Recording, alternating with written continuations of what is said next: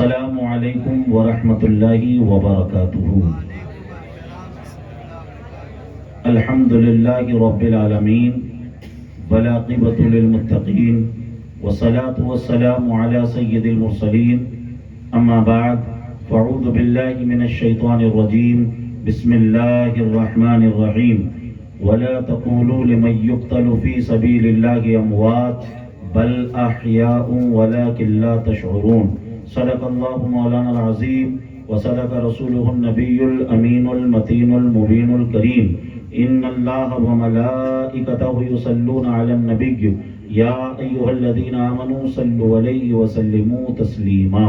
اللہم صلی علی سیدنا مولانا محمد بارک وسلم صلاۃ و سلام علیک یا رسول اللہ صلی اللہ تعالی علیہ وسلم۔ جو دہکتی آگ کے شعلوں پہ سویا وہ حسین، جو دہکتی آگ کے شعلوں پہ سویا وہ حسین، جس نے اپنے خون سے عالم کو دھویا وہ حسین۔ جو جواں بیٹے کی میت پر نہ رویا وہ حسین، جو جواں بیٹے کی میت پر نہ رویا وہ حسین، جس نے سب کچھ کھو کے پھر بھی کچھ نہ کھویا وہ حسین۔ مرتبہ اسلام کا جس نے دوبالا کر دیا، مرتبہ اسلام کا جس نے دوبالا کر دیا، خون نے جس کے دو عالم میں اجالا کر دیا، خون نے جس کے دو عالم میں اجالا کر دیا۔ اس کی ہمت پر علی شیر خدا کو ناز ہے، اس کی ہمت پر علی شیر خدا کو ناز ہے، اس نواسے پر محمد مصطفیٰ کو ناز ہے۔ اس کی ہمت پر علی شیر خدا کو ناز ہے، اس نواسے پر محمد مصطفیٰ کو ناز ہے۔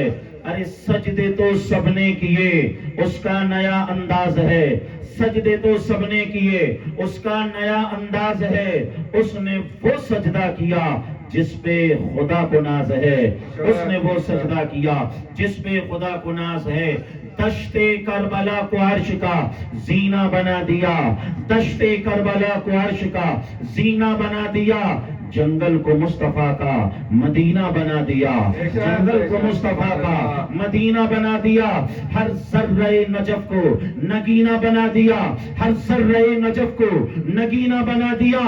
تو نے حسین مرنے کو جینا بنا دیا، تو نے حسین مرنے کو جینا بنا دیا۔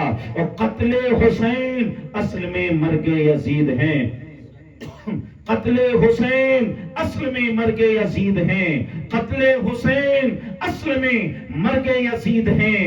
اسلام زندہ ہوتا ہے ہر کربلا کے بعد، اسلام زندہ ہوتا ہے ہر کربلا کے بعد۔ نہ مسجد میں نہ بیت اللہ کی دیواروں کے سائے میں، نہ مسجد میں نہ بیت اللہ کی دیواروں کے سائے میں، نماز عشق ادا ہوتی ہے تلواروں کے سائے میں، نماز عشق ادا ہوتی ہے تلواروں کے سائے میں۔ مگر عشاق اپنی جان کی پرواہ نہیں کرتے، مگر عشاق اپنی جان کی پرواہ نہیں کرتے۔ خدا سے ڈرنے والے موت سے ہرگز نہیں ڈرتے، خدا سے ڈرنے والے موت سے ہرگز نہیں ڈرتے۔ یہ ظالم کیا سمجھتے ہیں جو اپنے دل میں ہنستے ہیں، یہ ظالم کیا سمجھتے ہیں جو اپنے دل میں ہنستے ہیں۔ ابھی تو کربلا کا آخری میدان باقی ہے، ابھی تو کربلا کا آخری میدان باقی ہے۔ رائے حق میں نواسوں کو جس نے دیا، رائے حق میں نواسوں کو جس نے دیا، اس سخی کی سخاوت پہ لاکھوں سلام۔ کتنے بکھرے ہوئے ہیں مدینے کے پھول، کتنے مہکے ہوئے ہیں مدینے کے پھول۔ کربلا تیری قسمت پہ لاکھوں سلام، کربلا تیری قسمت پہ لاکھوں سلام۔ عزیزان محترم، اور ڈاکٹر اقبال نے تو اتنا کہا تھا، کیا کہا تھا؟ حد ہی نہیں حسین تیرے انتقام کی، حد ہی نہیں حسین تیرے انتقام کی، حد ہی نہیں حسین تیرے انتقام کی۔ لفظ یزید، لفظ یزید گالی سے برتر بنا دیا، لفظ یزید، لفظ یزید گالی سے پتھر بنا دیا۔ عزیزان محترم، آج ہم اور آپ یہاں جو اکٹھا ہوئے ہیں، جو جمع ہوئے ہیں، نبی اور آل نبی کی محبت میں جمع ہوئے ہیں۔ عزیزان محترم، قاضی عیاض شفا شریف کے اندر اس بات کو نقل فرماتے ہیں، جب لوگ پلسرات پر سے گزرنے والے ہوں گے، پلسرات پر سے گزر رہے ہوں گے، تو اس وقت پوچھا جائے گا، جنت میں جا رہے ہو، سب کے پاسپورٹ چیک کیے جائیں گے، دیکھا جائے گا کہ اس میں محبت رسول کا، اس میں آل نبی کی محبت کا ویزا لگا ہوا ہے یا نہیں۔ اگر پاسپورٹ پر سمجھ لیجئے آل نبی کی محبت کا، یعنی اہل بیت کی محبت کا ویزا لگا ہوا ہے، تو سمجھ لیجئے اسے جنت میں جانا دیا جائے گا۔ اور اگر نبی اور آل نبی کی محبت کا ویزا نہیں لگا ہوا ہے تو سمجھ لیجئے وہ جنت میں نہیں جا سکتا ہے، وہ کٹ کٹ جہنم میں پہنچتا ہوا نظر آئے گا۔ عزیزان محترم، نبی اور آل نبی کی محبت کی خیرات دنیا میں بھی ملے گی، آخرت میں بھی ملے گی۔ آئیے میں اپنی گفتگو کو ایک حدیث سے شروع کرنا چاہوں گا۔ آئیے مسلم شریف کی حدیث سننے سے پہلے جی لگا کر کہہ دیں سبحان اللہ۔ عن ابي هريره رضي الله تعالى عنه قال قال رسول الله صلى الله عليه وسلم من سلك طريقا يلتمس فيه علما سهل الله له طريقا الى الجنه وما اجتمع قوم في بيت من بيوت الله ويتلون كتاب الله ويتدارسونه بينهم الا نزلت عليهم السكينه وغشيتهم الرحمه وحفتهم الملائكه وذكرهم الله في من عنده رواه مسلم في صحيحه۔ پورا مجمع لب کھولے، ہاتھوں کو بلند کرے اور حدیث کی محبت میں جھوم کے بولے سبحان اللہ، سبحان اللہ۔ عزیزان محترم، اس حدیث کو جو میں نے آپ کے سامنے پیش کیا، اس کا لب لباب یہ ہے، آقا کریم صلی اللہ علیہ وسلم ارشاد فرماتے ہیں، اگر کچھ لوگ کسی جگہ پر بیٹھ جائیں یا کسی مسجد میں جمع ہو جائیں اور اس کے بعد دین کی باتیں سیکھنے اور سکھانے لگ جائیں، دین کی باتیں کرنے لگ جائیں، تو پھر کیا ہوتا ہے؟ اللہ تبارک و تعالی فرشتوں سے فرماتا ہے، اے فرشتوں، جتنے لوگ دین کی باتیں سیکھ رہے تھے، جتنے لوگ دین کی باتیں سکھا رہے تھے، ان سب کو اپنی نورانی پروں سے ڈھانپ لو، ان سب کے اوپر رحمت و انوار کا نزول کرو، ان سب کے اوپر سکینہ نازل کرو۔ یہیں تک بس نہیں، اللہ تبارک و تعالی ان سب کا ذکر فرشتوں کی مجلس میں فرماتا ہے۔ عزیزان محترم، ہم زمین پر ہم اپنی حیثیت کے مطابق اللہ اور اس کے رسول کا ذکر کر رہے ہیں، اللہ تبارک و تعالی اپنی قدرت کے مطابق ہمارا ذکر کر رہا ہے۔ عزیزان محترم، ہم فرش پر ذکر کر رہے ہیں، اللہ عرش پر ذکر فرما رہا ہے۔ اسی لیے تو بریلی والے اعلیٰ حضرت ارشاد فرماتے ہیں، عرش پہ تازہ چھیڑ اچھال، فرش پہ طرفہ دھوم دھام، عرش پہ تازہ چھیڑ اچھال، فرش پہ طرفہ دھوم دھام۔ ارے کان جدھر لگائیے تیری ہی داستان ہے، کان جدھر لگائیے تیری ہی داستان ہے۔ عزیزان محترم، یہ محفل بڑی عظمت والی محفل، یہ محفل بڑی رفت والی محفل، یہ محفل بڑی شان و شوکت والی محفل، جتنی دیر یہاں پر بیٹھے ذکر کرتے رہیں۔ آئیے ایک مرتبہ اور بلند آواز سے کہیں سبحان اللہ، جی لگا کر بلند آواز سے کہیے سبحان اللہ، اور دل کی گہرائیوں سے بولو سبحان اللہ، بلند آواز سے بولو سبحان اللہ۔ اس مائک کو بند کر لیجئے، جی لگا کر بولو سبحان اللہ، اور آواز آنا چاہیے سبحان اللہ، الحمدللہ، اللہ اکبر۔ آئیے ترمذی کی حدیث سنیے، آقا ارشاد فرماتے ہیں، من قال سبحان اللہ ورثت له نخلة في الجنہ، رواه الترمذی فی سننہ، سنن ترمذی کی حدیث ہے۔ آقا ارشاد فرماتے ہیں، جو ایک مرتبہ سبحان اللہ کہتا ہے، اللہ اس کے نام کا ایک درخت جنت میں لگا دیتا ہے۔ آئیے ایک مرتبہ اور اپنے نام کا درخت جنت میں لگوائیے اور مل کر کہیے سبحان اللہ، اور بلند آواز سے کہو سبحان اللہ۔ عزیزان محترم، سبحان اللہ کہتے رہیں تاکہ ہمارا جنت کے اندر ایک گارڈن تیار ہو جائے، جنت کے اندر ایک باغیچہ تیار ہو جائے۔ اور آئیے بخاری کی حدیث سنیے، آقا ارشاد فرماتے ہیں، ان ابی ہریرہ رضی اللہ تعالی عنہ قال قال رسول اللہ صلی اللہ علیہ وسلم من قال سبحان اللہ وبحمدہ فی یوم 100 مرہ حطت خطایاہ ان کانت مثل زبد البحر، رواہ البخاری فی صحیحہ، صحیح بخاری کی حدیث ہے۔ آقا ارشاد فرماتے ہیں، جو کوئی دن میں 100 مرتبہ سبحان اللہ و بحمدہ، سبحان اللہ و بحمدہ، سبحان اللہ و بحمدہ، سبحان اللہ و بحمدہ، اس کا ورد کر لے گا، اللہ اس کے تمام گناہوں کو معاف فرما دے گا، اس کی تمام خطاؤں کو معاف فرما دے گا، اس کی تمام غلطیوں کو معاف فرما دے گا۔ مسلم شریف کے الفاظ ہیں، حضور نے بخاری شریف کے الفاظ ہیں، حضور نے فرمایا ان کانت مثل زبد البحر، اگرچہ اس کے گناہ سمندر کے جھاگ کے برابر ہی کیوں نہ ہو، مولا اس کی تمام خطاؤں کو معاف فرما دے گا، اس کی تمام तमाम गलतियों को माफ फरमा देगा,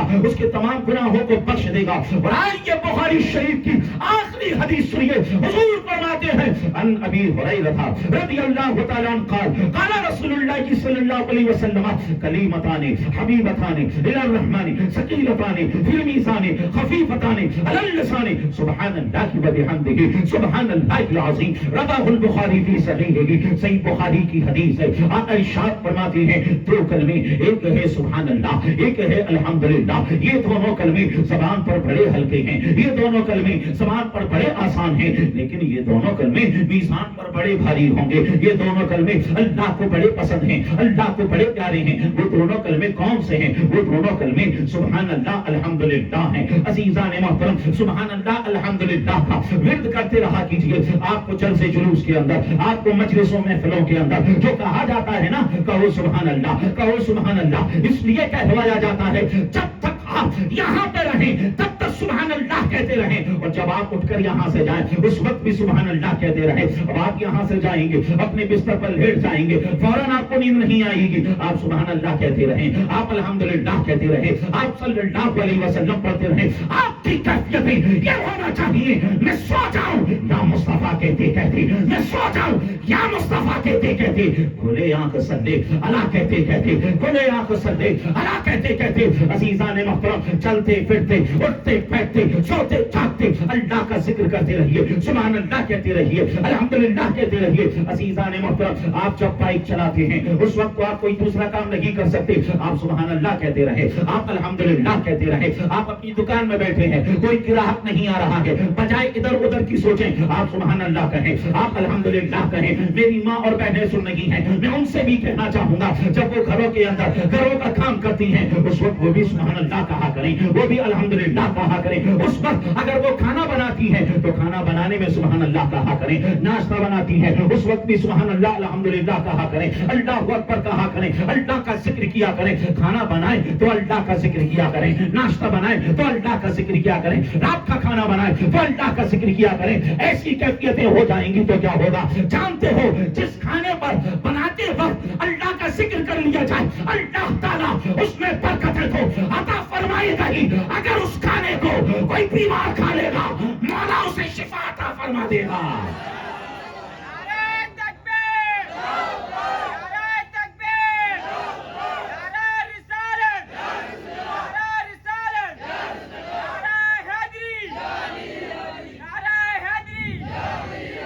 पूरे दम से बोलिए सुभान अल्लाह, अल्हम्दुलिल्लाह, अल्लाहु अकबर। मिलकर कहें। और जितनी ताकत अल्लाह ने आपको दी है, आपको बोलने की ताकत दी है, आपको बोलने की नेमत दी है, इस नेमत का शुक्रिया अदा करते हुए मिलकर कहें या रसूल अल्लाह। मिलकर बोलो या रसूल अल्लाह। मेरी जानिब भी हो जाए इशारा, मिलकर बोलो या रसूल अल्लाह। मेरी जानिब भी हो जाए इशारा, चमक उठे मेरी तकदीर का सितारा, चमक उठे मेरी तकदीर का सितारा। मेरी किस्मत में लिख दो दोबारा, मेरी किस्मत में लिख दो दोबारा। करूं मैं फिर मदीने का नजारा, करूं मैं फिर मदीने का नजारा। अज़ीज़ान मोहतरम, इसी तरीके से जीता जागता माहौल रखिए और अल्लाह का जिक्र भी करते रहिए, अपनी ज़बान को भी हिलाते रहिए। और याद रखना, अगर आपने अल्लाह का जिक्र नहीं किया, अगर आपने अल्लाह के जिक्र की आदत नहीं डाली, तो आप जानते हैं क्या होगा। अल्लाह ताला ने कुरान शरीफ में इरशाद फरमा दिया, वमन आरदा अन ज़िक्री फ़इन्न लहू मईशतन तन्का। और याद रखना, जो हमारे जिक्र को छोड़ देगा तो हम उसकी जिंदगी को तंग कर देंगे। कौन जिंदगी तंग करेगा? अल्लाह जिंदगी तंग करेगा। अगर आज हम अपने माशरे का जायजा लेकर देखें, आज हम अपने हालात का जायजा लेकर देखें, आज कौन सी परेशानी है, आज कौन सी मुसीबत है जिसका फेस मुसलमान ना कर रहे हो। अज़ीज़ान मोहतरम, आज हालत यह है, आज नाम ले लेके हमें टारगेट किया जा रहा है। आज हम में से किसी का अगर इंतकाल भी हो गया है तो उसके नाम की भी रिपोर्ट लिखाई जा रही है, उसके नाम का भी केस किया जा रहा है। नाम सद कर करके घरों को बुलडोज किया जा रहा है, बुलडोजर चलाया जा रहा है। अज़ीज़ान मोहतरम, अज़ीज़ान मोहतरम, ये सारी की सारी मुसीबतें और ये सारी की सारी परेशानियां हमारा मुकद्दर कैसे बन गई? इसलिए बन गई क्योंकि हमने अल्लाह के जिक्र को छोड़ दिया है, हमने अल्लाह को کو یاد کرنا چھوڑ دیا ہے. عزیزان محترم, آج بھی ہمارے پاس وقت ہے. اگر ہم نے اللہ کو یاد کرنا شروع کر دیا, اپنے مولا کو یاد کرنا شروع کر دیا, تو اللہ تبارک و تعالیٰ ہمارے دنوں کو پھیر دے گا. عزیزان محترم, آج کے اجلاس سے پہلا پیغام آپ کو یہی لے کر جانا ہے, اٹھتے بیٹھتے اللہ کا ذکر کرنا ہے, سوتے جاگتے اللہ کا ذکر کرنا ہے, اور کیا کہنا ہے؟ سبحان اللہ کہنا ہے, الحمدللہ کہنا ہے, زیادہ سے زیادہ اپنے مولا کو یاد کرنا ہے. قرآن میں اللہ نے فرمایا فاذکرونی اذکرکم واشکرونی ولا تکفرون. اگر تم میرا ذکر کرو گے میں تمہارا چرچا کروں گا, تم مجھے یاد کرو گے میں تمہارا چرچا کروں گا. عزیزان محترم, اس سے بڑھ کر ایک بندے کے لیے کیا ہو سکتا ہے؟ اس کا مولا اسے یاد فرمائے, اس کا مولا اسے یاد فرمائے. اگر چاہتے ہو مولا ہمیں یاد کرے تو زیادہ سے زیادہ اپنے مولا کو یاد کرو, زیادہ سے زیادہ اپنے مولا کا ذکر کرو. آئیے ایک مرتبہ اور جی لگا کر درود شریف پڑھنے, اللہم صلی علی سیدنا مولانا محمد بارک وسلم صلاۃ و سلاما علیک یا رسول اللہ صلی اللہ علیہ وسلم. عزیزان محترم, میں نے جس آیت پاک کی تلاوت کی, اللہ تعالیٰ نے اس میں ارشاد فرمایا ولا تقولوا لمن يقتل في سبيل الله اموات بل احیاء ولكن لا تشعرون. جو لوگ اللہ کے راستے میں شہید کیے جائیں, جو لوگ اللہ کے راستے میں قتل کیے جائیں, انہیں مردہ نہ کہنا, انہیں مردہ نہ کہنا, بل احیاء, بلکہ وہ زندہ ہیں. عزیزان محترم, اس آیت پاک کو ہم دیکھیں, اس میں اللہ نے فرمایا جو لوگ اللہ کے راستے میں شہید کیے جائیں انہیں مردہ نہ کہنا, انہیں مردہ نہ کہنا. ارے جب وہ مردہ نہیں ہیں, جب وہ مردہ نہیں ہیں تو سمجھ میں آ گیا وہ زندہ ہیں, سمجھ میں آ گیا وہ زندہ ہیں, کلیئر ہو گیا وہ زندہ ہیں. میں پوچھوں آپ سے, آپ سارے کے سارے لوگ زندہ ہو؟ اگر آپ کہیں ہاں ہم زندہ ہیں تو بات کلیئر ہو گئی, ہم زندہ ہیں. زندہ ہیں مطلب کیا ہے؟ مردہ نہیں. آگے یہ کہنے کی ضرورت رہ ہی نہیں جاتی ہے ہم زندہ ہیں, ہم مردہ نہیں. ارے میاں, جب آپ زندہ ہو تو سمجھ لیا گیا, آپ جب زندہ ہو تو یہ بات ذہن میں آ گئی کہ مردہ نہیں. لیکن قرآن نے کہا بل احیاء, بلکہ وہ زندہ ہیں, اور اللہ تبارک والاحیاء ولکن لا تشعرون, اور تمہیں ان کی زندگی کا شعور نہیں. عزیزان محترم, اللہ تعالیٰ نے یہ کیوں فرمایا کہ وہ زندہ ہیں, وہ زندہ ہیں؟ عزیزان محترم, اس لیے فرمایا کیونکہ بہت سی چیزیں ہوتی ایسی ہیں جو ہوتی تو حقیقت ہیں مگر انہیں بولتے نہیں ہیں, انہیں دہراتے نہیں ہیں. آپ نے دیکھا ہوگا کہ ہمارے معاشرے کے اندر اگر کوئی اندھا ہے, اگر کوئی گونگا ہے, اگر کوئی بہرا ہے, اگر کوئی لولا ہے, اگر کوئی لنگڑا ہے, اگر کوئی اسے اندھا کہے, اگر کوئی اسے گونگا کہے, اگر کوئی اسے بہرا کہے تو کہا جاتا ہے اسے بہرا نہ کہو, اسے اندھا نہ کہو, اسے گونگا نہ کہو, اسے لولا نہ کہو, اسے لنگڑا نہ کہو. میاں کیوں نہ کہیں, کیوں نہ کہیں؟ میں تو صحیح کہہ رہا ہوں, اندھے کو ہی اندھا کہہ رہا ہوں, لنگڑے کو ہی لنگڑا کہہ رہا ہوں, گونگے کو ہی گونگا کہہ رہا ہوں, بہرے کو ہی بہرا کہہ رہا ہوں. کہا جاتا ہے ادب کی وجہ سے نہ کہو, احترام کی وجہ سے نہ کہو. یہ اچھے تمیز تہذیب والے لوگوں کا کام نہیں ہے کہ کسی لنگڑے کو لنگڑا کہے. عزیزان محترم, اور آپ کے سامنے بات کلیئر کر دوں, اگر کوئی اپنے ماموں سے کہے اے میرے باپ کے سالے ادھر آ, یہ میرے باپ کے سالے تیرا کیا حال ہے, بات تو وہ صحیح کہہ رہا ہے لیکن بولتے ایسا نہیں ہے, کہتے ایسا نہیں ہے. اگر کوئی اپنی ماں سے امی جان کی بجائے یہ کہنے لگ جائے میرے باپ کی بیوی میرا یہ کام کر دے, عزیزان محترم, کہہ تو وہ صحیح رہا ہے لیکن بولتے ایسا نہیں ہے. عزیزان محترم, کیوں نہیں بولتے ہیں؟ ادب کی وجہ سے نہیں بولتے ہیں, احترام کی وجہ سے نہیں بولتے ہیں. عزیزان محترم, اللہ تبارک و تعالیٰ اگر اتنا فرما دیتا انہیں مردہ نہ کہو, انہیں مردہ نہ کہو, تو کوئی کہہ سکتا تھا ہیں تو مردہ لیکن ادب کی وجہ سے منع کیا جا رہا ہے, احترام کی وجہ سے منع کیا جا رہا ہے, ان کے مقام اور مرتبے کی وجہ سے منع کیا جا رہا ہے. عزیزان محترم, قرآن بالکل کلیئر کٹ کہہ رہا ہے بل احیاء ولکن لا تشعرون, وہ زندہ ہیں اور تمہیں ان کی زندگی کا شعور نہیں. عزیزان محترم, بات اور کلیئر ہو جائے, ہم پہلے اس کو سمجھ لیں زندہ کون ہوتا ہے, مردہ کون ہوتا ہے. ہم اپنے آپ میں زندہ اسے کہتے ہیں جس کی آنکھوں کے اندر ٹمٹماہٹ ہو, جس کے ہاتھ اور پیر چل رہے ہوں, جس کی سانسیں چل رہی ہوں, جس کے دل کی دھڑکن چل رہی ہو, اسے ہم زندہ کہتے ہیں. اور جس کی یہ تمام چیزیں بند ہو جائیں اسے ہم مردہ کہتے ہیں. اگر دل کی دھڑکن بند ہو جائے اسے ہم مردہ کہتے ہیں. جس کی سمجھ لیجئے सांसें बंद हो जाएं उसे हम मुर्दा कहते हैं, जिसके हाथ और पैर चलना बंद हो जाए उसे हम मुर्दा कहते हैं, जिसकी आंखों का टिमटिमाना बंद हो जाए उसे हम मुर्दा कहते हैं। अजीजान मोहतरम, ये तो हमने बनाया हुआ है,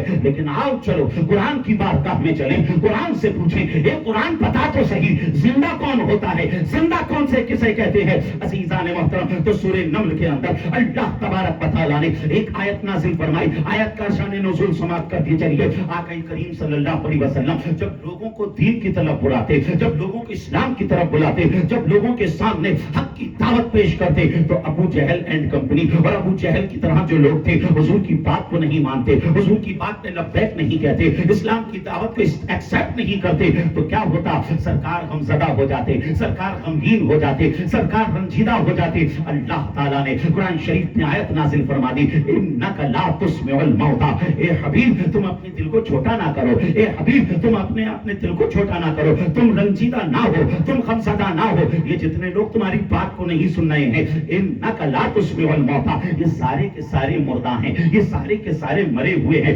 अजीजान मोहतरम, कुरान ने मुर्दा कैसे कहा? अबू जहल को कुरान ने मुर्दा कहा, उतबा को कुरान ने मुर्दा कहा, शैबा को कुरान ने मुर्दा कहा, अबू लहब को कुरान ने मुर्दा कहा, अबू जहल एंड कंपनी को कुरान ने मुर्दा कहा। मैं पूछना चाहता हूं, क्या अबू जहल जिंदा नहीं था? क्या उसकी सांसें नहीं चल रही थी? क्या उसकी दिल की धड़कन जारी नहीं थी? क्या उसकी आंखें नहीं चल रही थी? क्या उसके हाथ पैर नहीं चल रहे थे? सारे के सारे मुशरिकीन मक्का और जितने भी दुश्मनाने रसूल थे, वो सारे के सारे दुनियावी एतबार से जिंदा थे, मगर कुरान ने उन सबको मुर्दा कहा कि ये सारे के सारे मुर्दा हैं, इसलिए तुम्हारी बात को नहीं सुन रहे हैं, इसलिए तुम्हारी बात को नहीं मान रहे हैं। अजीजान मोहतरम, अबू जहल एंड कंपनी को कुरान ने मुर्दा कहा, और कुरान ने जिंदा किसे कहा? शोहदाए बद्र को कुरान ने जिंदा कहा, शोहदाए उहद को कुरान ने जिंदा कहा, शोहदाए हुनैन को कुरान ने जिंदा कहा, शोहदाए खंदक को कुरान ने जिंदा कहा, शोहदाए करबला को कुरान ने जिंदा कहा, और इस अंदाज से जिंदा कहा ज़बान खींच ली जाएगी उसे, उसकी जिसने इन्हें मुर्दा कह दिया। कुरान ने फासे अल्फाज में कहा, वला तक़ूलू लिमन युक़्तलू फी सबीलिल्लाहि अम्वात बल अहयाउ वलाकिन ला तशऊरून। जो लोग अल्लाह के रास्ते में शहीद किए जाएं, उन्हें मुर्दा ना कहना, वो जिंदा हैं और तुम्हें उनकी जिंदगी का शऊर नहीं। अज़ीज़ान मोहतरम, दो चीजें समझ में आई। एक जगह सांसें बंद हैं, ज़बान बंद है, आंखें बंद हैं, हाथ पैर का चलना बंद है, कुरान उन्हें जिंदा कह रहा है। और दूसरी जगह ये तमाम की तमाम चीजें चल रही हैं, मगर कुरान ने उन्हें मुर्दा कहा। पता क्या चला? मालूम क्या हुआ? इन सांसों पर इंसान की जिंदगी का जिंदा होना डिपेंड नहीं है, इंसान की जिंदगी का मेयार सांसों पे डिपेंड नहीं है, उसकी आंखों पे डिपेंड नहीं है, उसके दिल की धड़कन पे डिपेंड नहीं है, उसके हाथ और पैर के चलने पर डिपेंड नहीं है। पता क्या चला? मालूम क्या हुआ? जिंदगी और मौत का मेयार कोई और चीज है। वो कौन सी चीज है? अजीजान मोहतरम, वो चीज है मोहब्बत रसूल, वो चीज है इश्क रसूल। अगर किसी के दिल में नबी की मोहब्बत है, अगर वो जमीन पर है तो जिंदा है, और जमीन में है तो जिंदा है। नाराए तकबीर, नाराए तकबीर, नाराए रिसालत, नाराए रिसालत, नाराए हैदरी, नाराए हैदरी। और जिसके दिल में नबी की मोहब्बत नहीं, नबी की अदावत है, तो याद रखना जमीन पर है तो मुर्दा है, और जमीन में है तो मुर्दा है।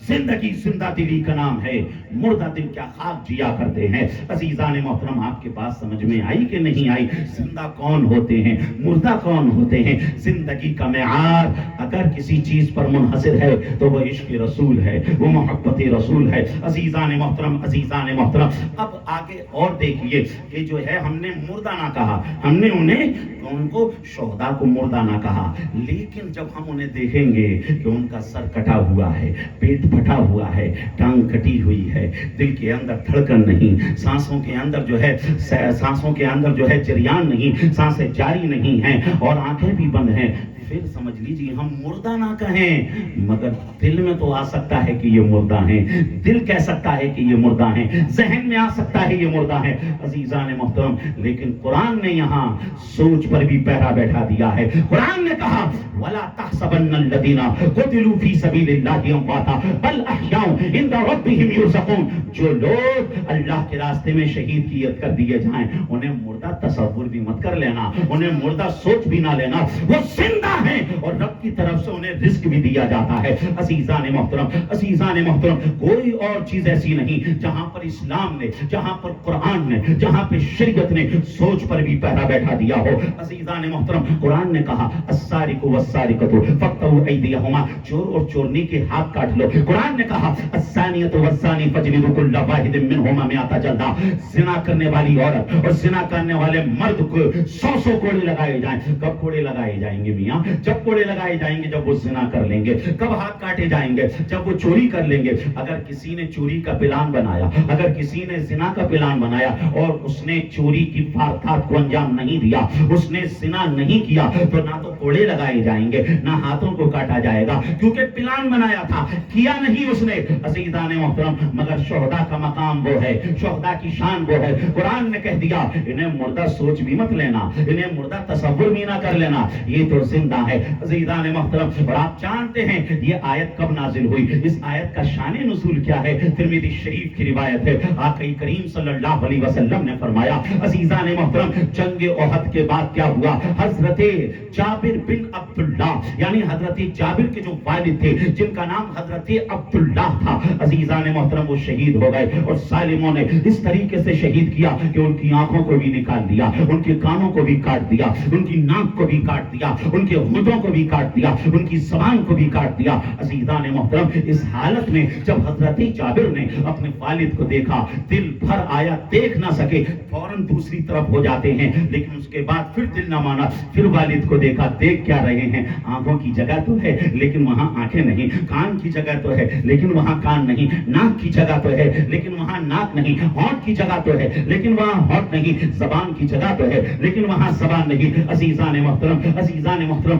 حضرت جابر رضی اللہ تعالیٰ ہو سکتا ہے اس منظر کو دیکھنے کے بعد سمجھ لیجئے غم زدہ ہو گئے ہوں۔ اللہ کے نبی صلی اللہ تعالیٰ علیہ وسلم نے جیسے ہی حضرت جابر کی اس حالت کو دیکھا، سرکار سمجھ جاتے ہیں، آقا نے ارشاد فرمایا، اے جابر جانتے ہو آج تمہارے رب نے آج تمہارے والد کو کیسا مقام عطا کیا ہے، کیسا مرتبہ عطا کیا ہے، کیسی عزتیں عطا کی ہیں، کیسی رفتیں عطا کی ہیں۔ حضرت جابر نے کہا یا رسول اللہ علیہ الصلوۃ والسلام، میرے والد کو اللہ نے کیسا مقام عطا فرمایا؟ آقا نے ارشاد فرمایا، اے جابر آج تک اللہ نے جس سے بھی بات فرمائی، جس سے بھی کلام فرمایا، پردے میں رہ کے کلام فرمایا، پردے میں ہو کر کلام فرمایا، لیکن آج اللہ نے تیرے باپ عبداللہ کو وہ مقام عطا فرمایا، وہ عزتیں عطا فرمائی، وہ رفتیں عطا فرمائی۔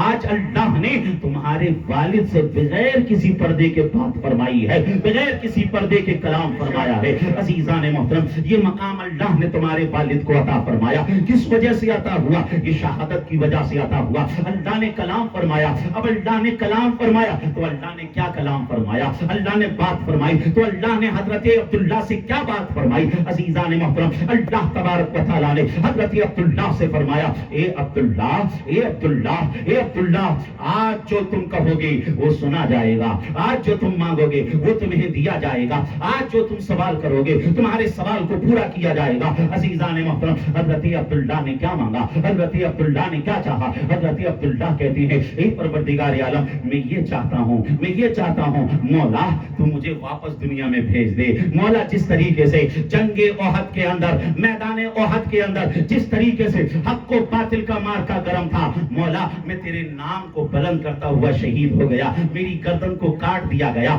مولا میری آنکھوں کو نکال دیا گیا، میرے کانوں کو کاٹ دیا گیا، میری ناک کو کاٹ دیا گیا، میرے ہونٹوں کو کاٹ دیا گیا، میری زبان کو کاٹ دیا گیا، مولا میں یہ چاہتا ہوں تو مجھے ایک مرتبہ اور دنیا میں بھیج دے اور پھر میں تیرے نام کو بلند کرتا ہوا شہید ہو جاؤں، یہ تمام چیزیں میری کاٹ دی جائیں۔ اللہ اکبر، جب حضرت عبداللہ نے ایسا کہا، اللہ تبارک و تعالیٰ نے ارشاد فرمایا، اے عبداللہ ہمارا قانون یہ ہے، ہمارا نظام یہ ہے، جو ایک مرتبہ ہمارے پاس آ جاتا ہے وہ واپس دنیا میں نہیں جاتا۔ عزیزان محترم، تب حضرت عبداللہ نے کہا، کہا اے رب قدیر میری جو حالت ہے اس حالت کو تو لوگوں کو بتا دے, اس حالت کو تو بندوں کو بتا دے. عزیزان محترم اللہ تبارک و تعالیٰ نے حضرت جبریل علیہ السلام سے فرمایا اے جبریل آؤ اور سورہ آل عمران کی اس آیت کو لے کر میرے محبوب کی بارگاہ میں پہنچ جاؤ. وہ آیت یہی تھی وَلَا تَحْسَبَنَّ الَّذِينَ قُتِلُوا فِي سَبِيلِ اللَّهِ أَمْوَاتًا بَلْ أَحْيَاءٌ عِندَ رَبِّهِمْ يُرْزَقُونَ.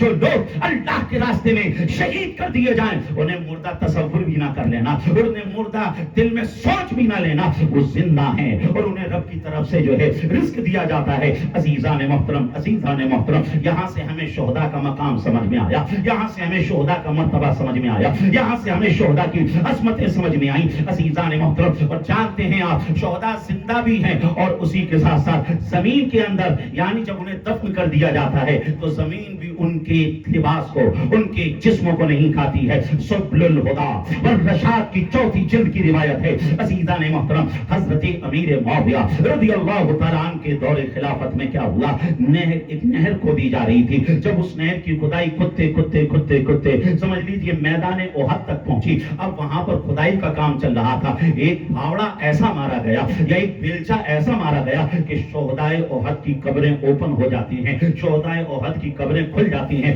سارے کے سارے لوگوں نے کیا دیکھا کہ شہدائے احد کے جسم بھی تر و تازہ ہیں اور ان کے جسموں کے اوپر جو کپڑے تھے جو لباس تھا وہ بھی تر و تازہ ہے اور ان کے قدموں کے اوپر جو خون لگا ہوا تھا وہ بھی تر و تازہ ہے. عزیزان محترم سارے کے سارے لوگوں نے اس منظر کو اپنی آنکھوں سے دیکھا. عزیزان محترم اسی لیے تو کسی عاشق نے اس انداز سے کہا جبھی میلی نہیں ہوتی سکن میلا نہیں ہوتا, جبھی میلی نہیں ہوتی سکن میلا نہیں ہوتا, محمد کے غلاموں کا کفن میلا نہیں ہوتا. سبحان اللہ. نعرہ تکبیر, نعرہ تکبیر, نعرہ رسالت, نعرہ رسالت, نعرہ رسالت, نعرہ حیدری, نعرہ حیدری, نعرہ حیدری. سبحان اللہ, سبحان اللہ.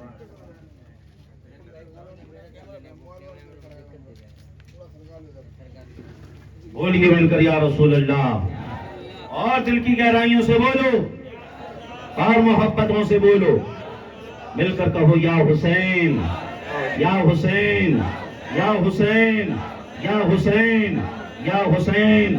عزیزان محترم شہداء کا مقام سمجھ میں آیا, شہداء کا مرتبہ سمجھ میں آیا. پہلی چیز یہ سمجھ میں آئی کہ جو لوگ رائے خدا میں شہید ہو جائیں انہیں مردہ نہ کہو, وہ زندہ ہے. دوسری چیز یہ سمجھ میں آئی کہ مردہ کون ہوتا ہے اور زندہ کون ہوتا ہے. تیسری چیز یہ سمجھ میں آئی کہ شہداء کو تو مردہ تصور بھی نہ کرو. ایک شہید جب تک زندہ رہتا ہے دنیا کے لوگ اسے زندہ کہتے ہیں, رشتہ دار اسے زندہ کہتے ہیں, عزیز و اقارب اسے زندہ کہتے ہیں. لیکن جب وہی انسان شہید ہو جائے تو پھر خدا کا کلام اسے زندہ کہتا ہے, پھر قرآن اسے زندہ کہتا ہے, پھر اللہ اسے زندہ کہتا ہے. عزیزان محترم یہ شہداء کا مقام, یہ شہداء کا مرتبہ. دوستو یہ مقام مرتبہ ہر شہید کا ہے. تو بتاؤ شہید اعظم امام حسین کی عظمتوں کا عالم کیا ہوگا, امام حسین کی رفتوں کا عالم کیا ہوگا, امام حسین کی شان کا عالم کیا ہوگا. دوستو تاریخ نے کبھی ایسا مارکا نہیں دیکھا کہ ایک طرف صرف 72 یا 82 نفوس قدسیاں ہوں اور دوسری طرف ایک لشکر جبار ہو. آج تک کسی جنگ میں ایسا نہ ہوا کہ ایک طرف تعداد بھی کم ہو اور وہ کئی دن کے بھوکے اور پیاسے بھی ہو. کسی جنگ میں ایسا نہ ہوا کہ کسی ایک جنگ میں کسی ایک نبی کے گھر کے اتنے لوگ جام شہادت پیے ہوں.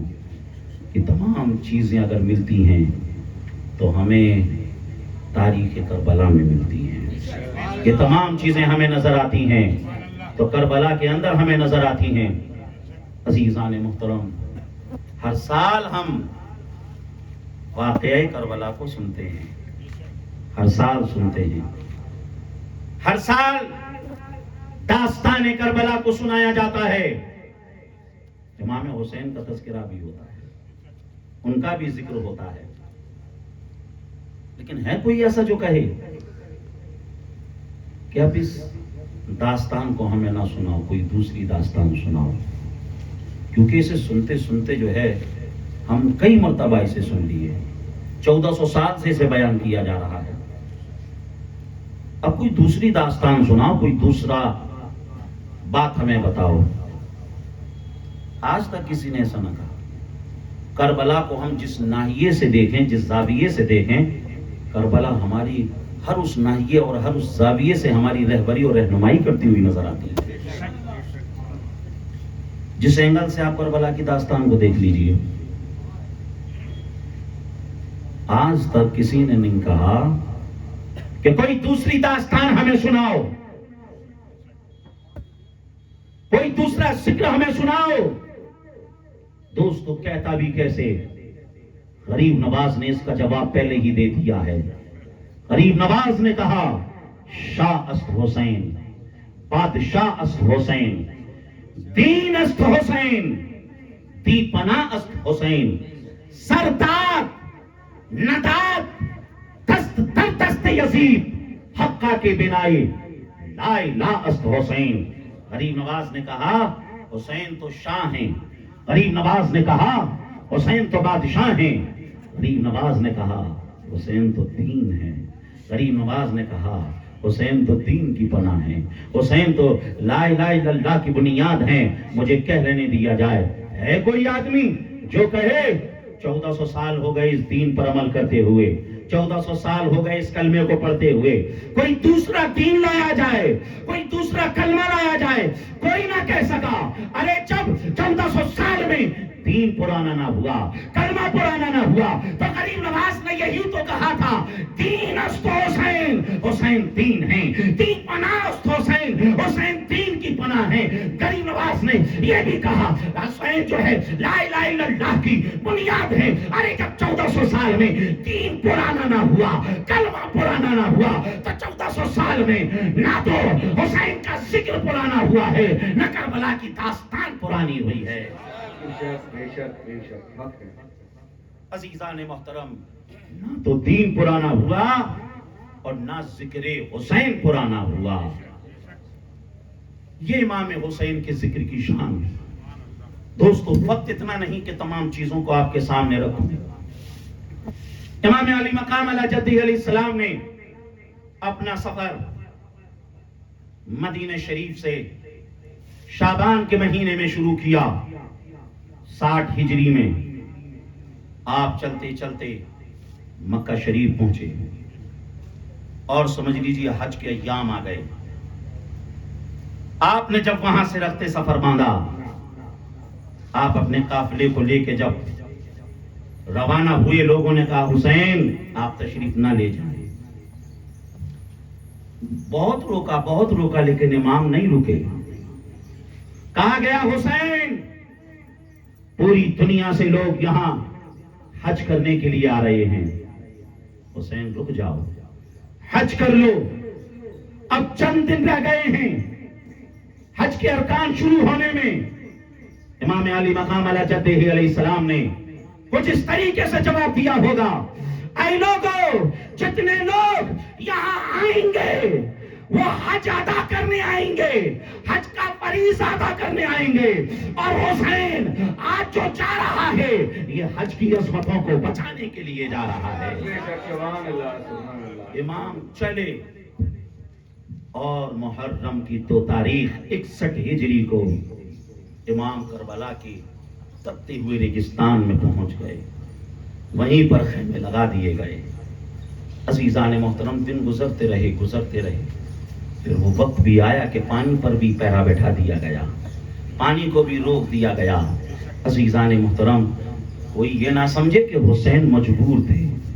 ارے ان کے بیٹے کے بیٹے کے بیٹے کی بیٹے کی شان یہ ہے کہ سارے کے سارے پانی کو اجمیر میں ایک کوزے میں بلا لیا.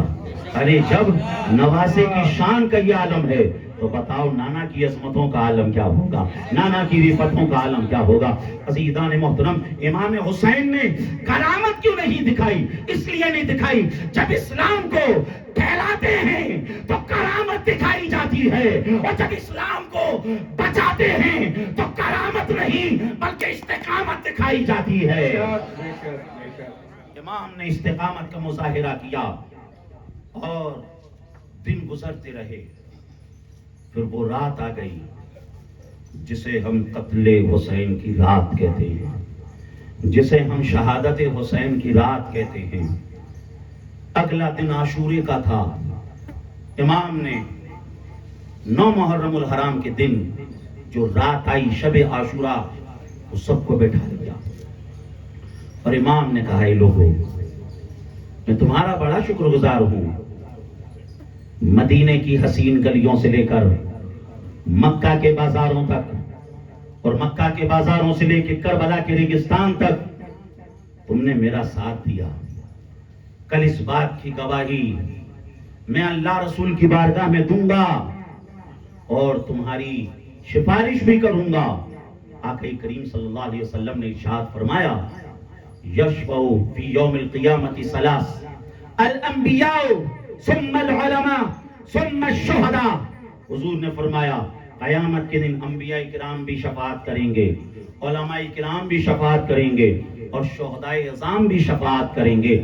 آقا نے, امام علی مقام نے کہا, میں تمہاری سفارش کروں گا, میں تم سے راضی ہوں. اے لوگو, اب معاملہ میرا اور یزید کا ہے. اسے بیعت چاہیے تو میری, اسے ہاتھ چاہیے تو میرا. اب میں نہیں چاہتا میری وجہ سے نہ جانے کتنے گھر اجڑ جائیں, میں نہیں چاہتا میری وجہ سے نہ جانے کتنی عورتوں کا سہاگ اجڑ جائے, میں نہیں چاہتا میری وجہ سے نہ جانے کتنے بچے یتیم ہو جائیں.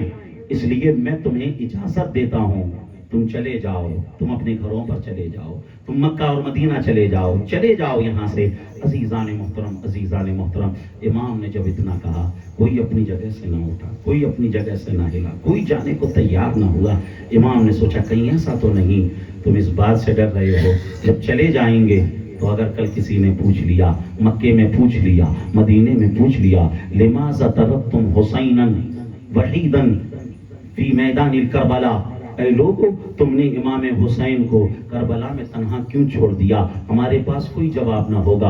امام نے کہا, اگر تم اس بات سے ڈر رہے ہو تو یہ لو میرے 6 ماہ کے اصغر کو لے کے چلے جاؤ, یہ لو میری سکینہ کو لے کے چلے جاؤ, یہ لو خاندان اہل بیت کی, خاندان رسول کی عورتوں کو لے کر چلے جاؤ. اگر کوئی تم سے سوال کرے تم نے حسین ابن علی کو کربلا میں تنہا کیوں چھوڑ دیا, تو تم یہ جواب دینا, ہم چھوڑ کر نہیں آئے ہیں بلکہ حسین نے تو ہمیں بھیجا ہے. ہم ان کے اصغر کو لے کر آئے ہیں, ہم ان کی سکینہ کو لے کر آئے ہیں, ہم ان کے گھر کی عورتوں کو لے کر آئے ہیں. عزیزان محترم, امام نے جب اتنا کہا نا تو کوئی بھی نہ اٹھا, کوئی اپنی جگہ سے ٹس سے مس نہ ہوا. امام نے سوچا کہیں ایسا تو نہیں محفل میں شمع جل رہی ہے, یہ مجھے دیکھ رہے ہیں, میں انہیں دیکھ رہا ہوں, حیا کی وجہ سے یہ نہ جا رہے ہوں, شرم کی وجہ سے یہ نہ جا رہے ہوں. امام نے اس شمع کو گل کر دیا, امام نے اس شمع کو بجھا دیا اور کہا, میں تم سب سے خوش ہوں اور میں خوش دلی سے تمہیں اجازت دیتا ہوں, تم اپنے گھروں پر چلے جاؤ, تم لوٹ جاؤ, تم مکے چلے جاؤ, مدینے چلے جاؤ. عزیزان محترم, عزیزان محترم, امام نے جب اپنی تمام باتوں کو دوہرا لیا اور اس کے بعد پھر اس شمع کو جلایا گیا.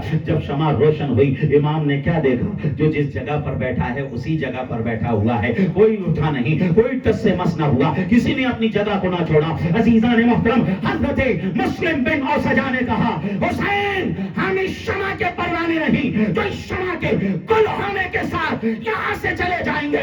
حسین ہم تو شمع امامت کے پروانے ہیں, حسین ہم تو آپ کے پروانے ہیں, ہم تو آپ کے دیوانے ہیں. اور یہ بات پروانوں کے مزاج کے خلاف ہے کہ شمع کربلا میں جلے, پروانے کہیں اور نظر آئے. حسین اس سے پہلے کہ یہ ظالم آپ تک پہنچے ہم اپنے آپ کو مٹا دیں گے. حضرت سعید ابن عبداللہ نے کہا, حسین یہ تو ایک جان ہے, اگر میرے جسم پر جتنے بال ہیں اتنی جانیں ہوتی, اتنی جانیں ہوتی. اگر اللہ نے مجھے 70 جانیں دی ہوتی تو اسلام کو بچانے کے لیے اور تمہاری حفاظت میں ان تمام جانوں کو میں قربان کر دیتا. حسین سب کچھ کہنا، یہ نہ کہنا کہ یہاں سے چلے جاؤ۔ امام بی بی شہربانوں کی طرف متوجہ ہوئے، اپنی ازواج کی طرف متوجہ ہوئے اور کہا آج میں تم سے بھی کہتا ہوں، اگر تم یہاں سے جانا چاہو اور اپنے بچوں کی جان بچانا چاہو تو میں تمہیں بھی اجازت دیتا ہوں اور تم اپنے بچوں کو بھی یہاں سے لے جاؤ۔ آپ کی ازواج نے کہا حسین ہمارے بچوں سے کئی گنا زیادہ اہمیت فاطمہ کے لال کی ہے، ہمارے بچوں کی اہمیت اتنی نہیں۔ شہربانوں نے کہا ہمارے لالوں سے زیادہ اگر کسی لال کی اہمیت ہے تو وہ فاطمہ کے لال کی اہمیت ہے۔ یہ ظالم پہلے ہمارے لالوں کو شہید کریں گے، اس کے بعد فاطمہ کے لال تک پہنچیں گے۔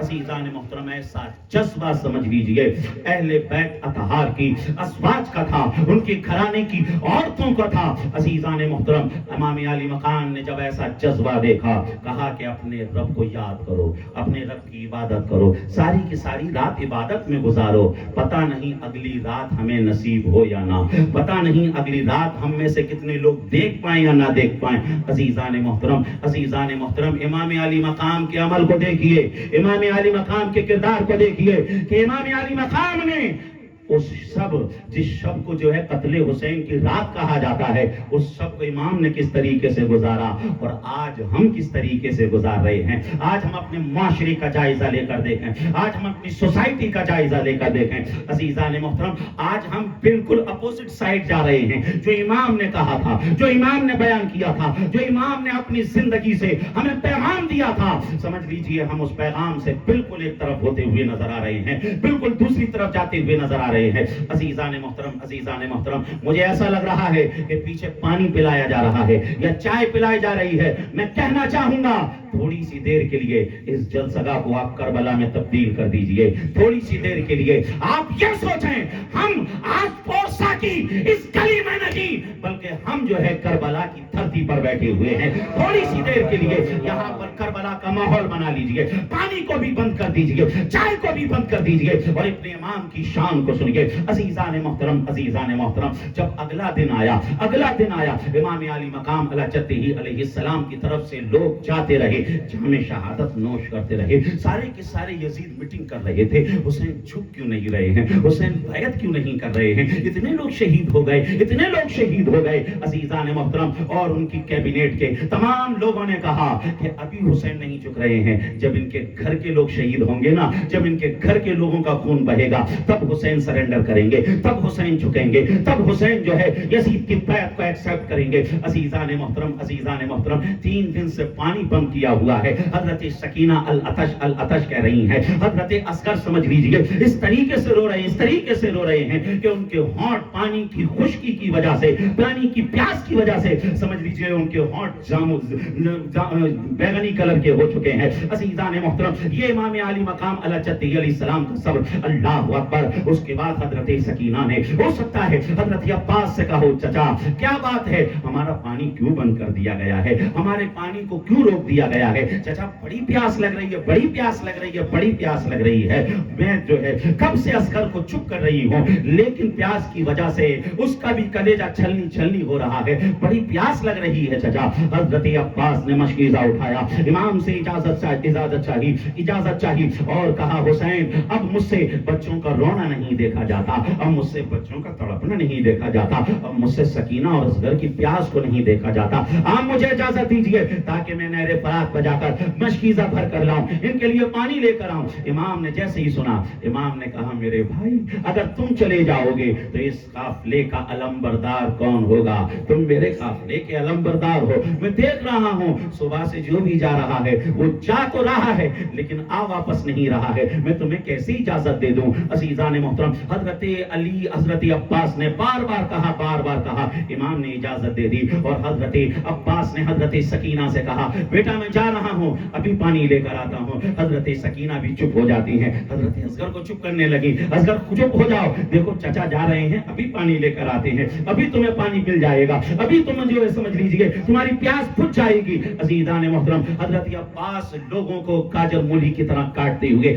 نہر فرات پر پہنچ جاتے ہیں، مشکیزہ بھی بھر لیتے ہیں. ہو سکتا ہے پانی پینا بھی چاہا ہو تو سکینہ کی پیاس یاد آ گئی ہوگی، سکینہ کا العطش کہنا یاد آ گیا ہوگا، اصغر کا پانی کی وجہ سے تڑپنا یاد آ گیا ہوگا. اس پانی کو چھوڑ دیا، مشکیزے کو بھرا، واپس آنے لگے. عزیزان محترم یزیدی خیمے کے اندر ہلچل مچ گئی اور ایک طریقے سے سمجھ لیجئے وارنٹ جاری کر دیا کہ کسی طریقے سے پانی کی ایک بوند حسین کے خیمے میں نہ چلی جائے. جب 3 دن کے بھوکے اور پیاسے ہیں تب ان کی بہادری کا یہ عالم ہے، تب ان کی جوامردی کا یہ عالم ہے، تب ان کی شجاعت کا یہ عالم ہے. اگر ایک قطرہ پانی بھی چلا گیا نا تو ایک ہی ان کا شیر پوری فوج کے لیے پیغام اجل بن جائے گا، پیغام موت بن جائے گا. اس لیے کسی بھی طریقے سے پانی جانے نہ پائے. عزیزان محترم پھر کیا تھا، تیر سنسنانے لگے، حضرت عباس کی طرف تیر آنے لگے. عزیزان محترم ایک ایسا تیر آیا کہ حضرت عباس کا ایک بازو شہید ہو گیا. لیکن خدا کے شیر نے ہمت نہ ہاری،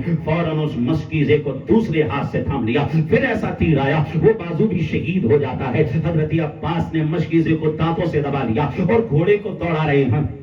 عزیزان محترم عمرو بن سعد اور تمام یزیدی جرنلوں نے کیا کہا کہ اس سے پہلے کہ عباس کے خون کی بوند زمین پر پہنچے ایک قطرہ پانی کا سمجھ لیجئے زمین پر پہنچ جانا چاہیے. یعنی ایک قطرہ پانی حسین کے خیمے میں نہ جائے. یک بار کی حملہ کر دیا گیا. اتنے تیر برسائے کہ حضرت عباس گھوڑے سے نیچے گر جاتے ہیں اور وہ جو پانی تھا وہ سارا کا سارا پانی بہ جاتا ہے. آواز آتی ہے حسین آؤ اور اپنے کڑیل جوان بھائی کی لاش کو اٹھا کر لے جاؤ.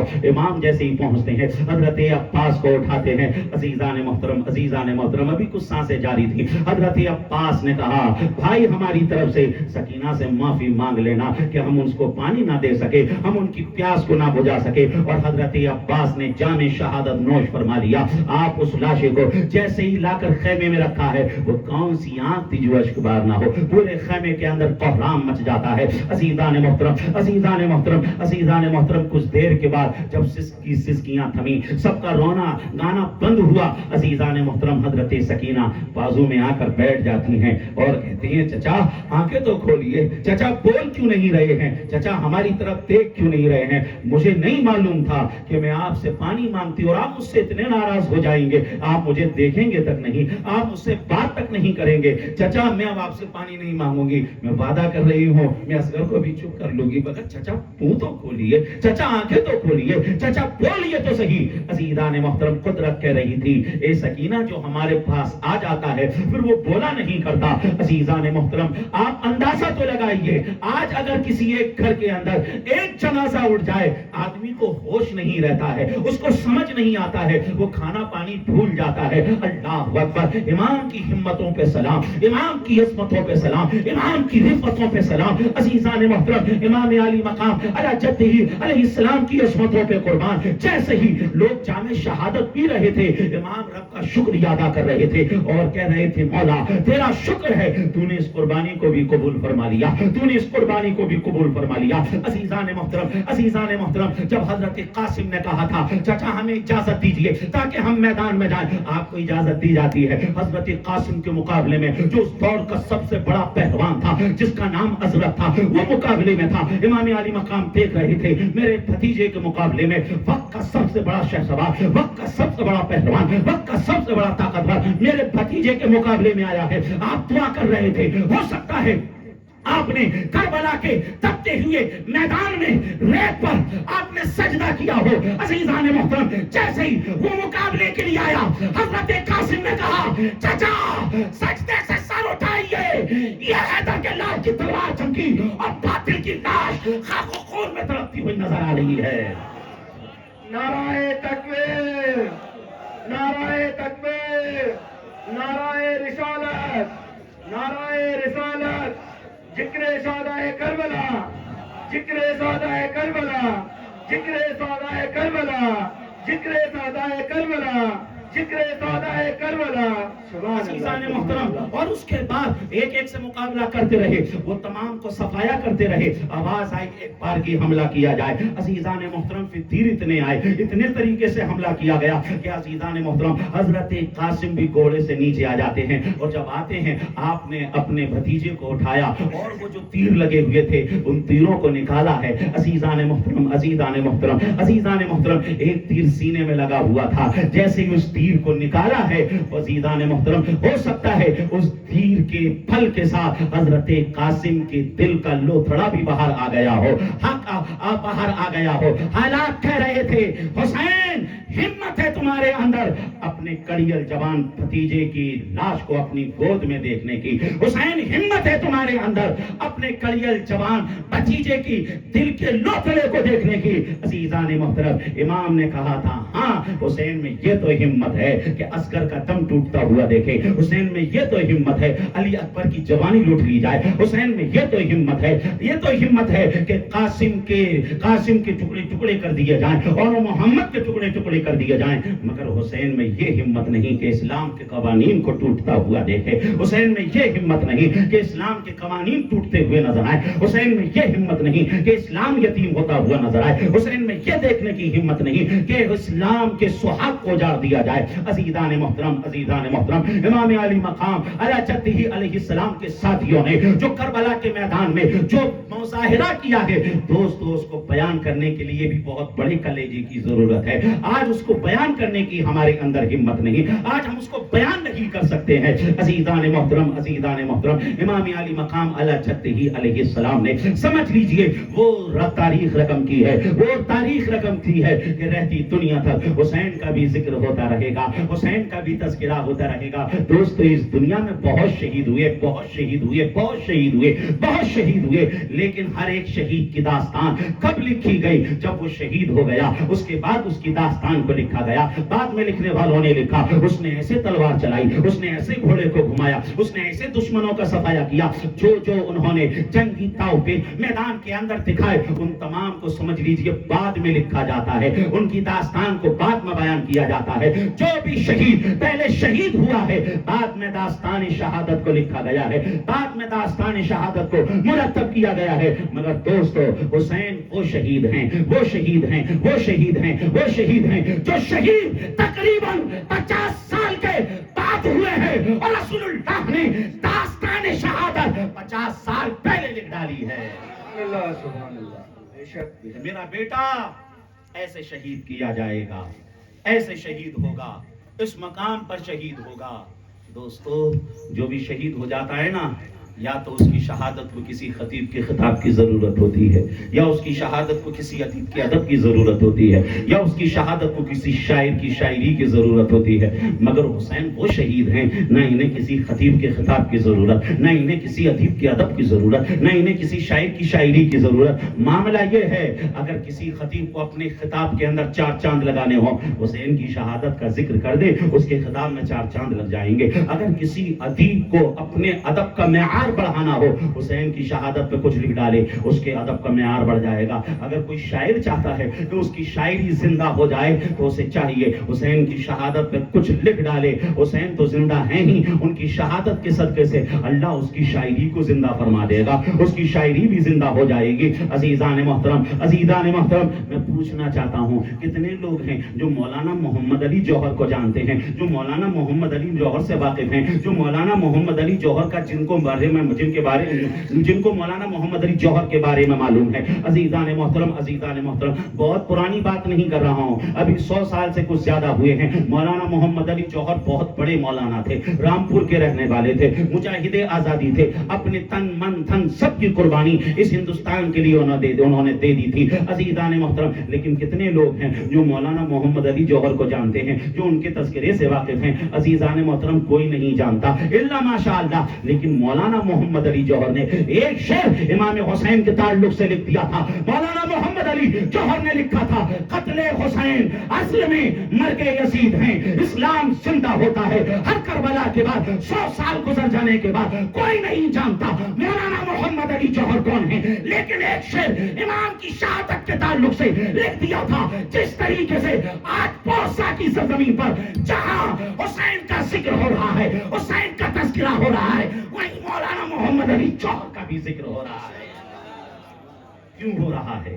اس لیے ہو رہا ہے کیونکہ انہوں نے حسین کی شہادت شعر لکھ دیا تھا. عزیزان محترم, اگر آدمی چاہتا ہے کہ وہ مذکور ہو جائے, اس کا ذکر کیا جاتا رہے, تو وہ حسین سے سچی پکی محبت کرے. حسین تو زندہ ہیں ہی, اللہ تعالیٰ حسین کی محبت کے صدقے سے, حسین کی غلامی کے صدقے سے اسے بھی زندہ فرما دے گا, اس کا بھی ذکر ہوتا رہے گا. عزیزان محترم, عزیزان محترم, عزیزان محترم, امام علی مقام علی جدہ علیہ السلام نے سمجھ لیجئے جام شہادت نوش فرما لیا. آپ نے جام شہادت نوش کر لیا. عزیزان محترم, السوائق المحرقہ کی روایت ہے, آقا کریم صلی اللہ علیہ وسلم نے حضرت ام سلمہ سے فرمایا تھا, اے ام سلمہ, یہ مٹی میں تمہیں دے رہا ہوں, اے ام سلمہ اس مٹی کو سنبھال کے رکھنا, اور یہ مٹی جب خون میں تبدیل ہو جائے, اس مٹی کا رنگ جب خون ہو جائے, تو سمجھ لینا میرا بیٹا حسین شہید کر دیا گیا ہے. عزیزان محترم, آقا کریم صلی اللہ علیہ وسلم نے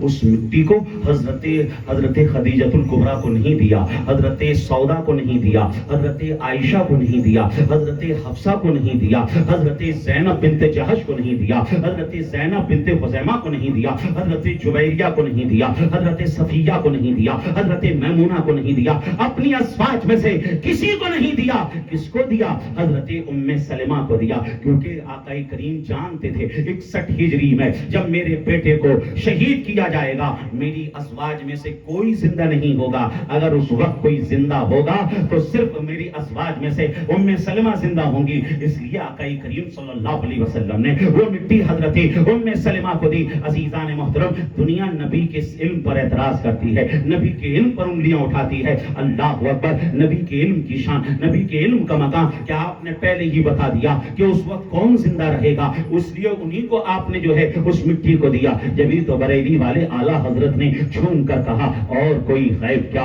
تم سے نہا ہو بھلا, اور کوئی غیب کیا تم سے نہا ہو بھلا, جب نہ خدا ہی چھپا تم پہ کروڑوں درود, کعبے کے بدر تجا تم پہ کروڑوں درود, طیبہ کے شمس الضحیٰ تم پہ کروڑوں درود. عزیزان محترم, عزیزان محترم, اور 61 ہجری میں سمجھ لیجئے جمعے کے دن محرم کی 10 تاریخ کو ظہر کی نماز کے بعد اس مٹی نے اپنے آپ کو تبدیل کر لیا. وہ مٹی خون میں تبدیل ہو گئی. جیسے ہی حضرت ام سلمہ نے اس مٹی کو دیکھا جو شیشی میں تھی اور خون میں تبدیل ہو چکی تھی, سمجھ لیجئے حضرت ام سلمہ کی چیخ نکل جاتی ہے, اور حضرت ام سلمہ سمجھ گئی کہ حسین شہید کر دیے گئے ہیں. عزیزان محترم, عزیزان محترم, اس روایت کو آپ نے پہلے بھی سنا ہوگا, اس روایت کے بارے میں آپ جانتے بھی ہوں گے, لیکن اس کے اندر جو لطیف بات ہے, جو گہرائی کی بات ہے, وہ میں آپ کو یہ بتانا چاہتا ہوں. عزیزان محترم, عزیزان محترم, وہ مٹی جو آپ کو لا کر دی گئی تھی, اور سرکار صلی اللہ علیہ وسلم نے اس مٹی کو حضرت ام سلمہ کو دیا, کہا کہ یہ مٹی جب خون میں تبدیل ہو جائے تو سمجھ لینا میرا بیٹا شہید ہو گیا ہے. اس مٹی نے چند